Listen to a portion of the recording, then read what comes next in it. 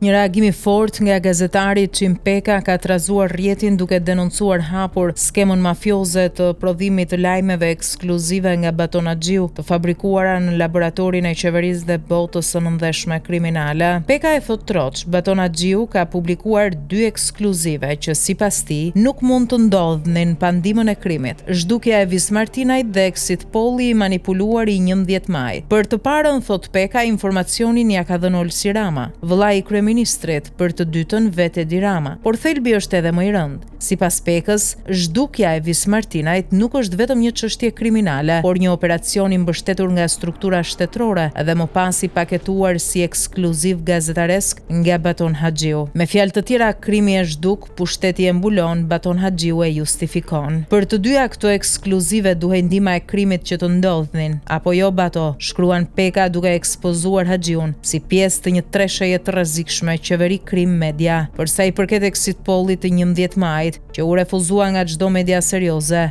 Peka zbulon se vetëm Baton Haxhiu u ofrua ta publikonte, duke u bërë bashkautori i një skeme për manipulimin e perceptimit publik dhe normalizimin e vjedhjes elektorale. Pamfleti ka denoncuar me qindra fakte rolin e Baton Haxhiut si ndërmjetës i pislloqeve mes krimit dhe pushtetit, por kjo deklaratë e Çim Pekës vërteton edhe një herë se zhdukja e Vis Martinajt nuk është një mister, por një operacion politik. Dhe media që i shërbeu ka emër Baton Haxhiu.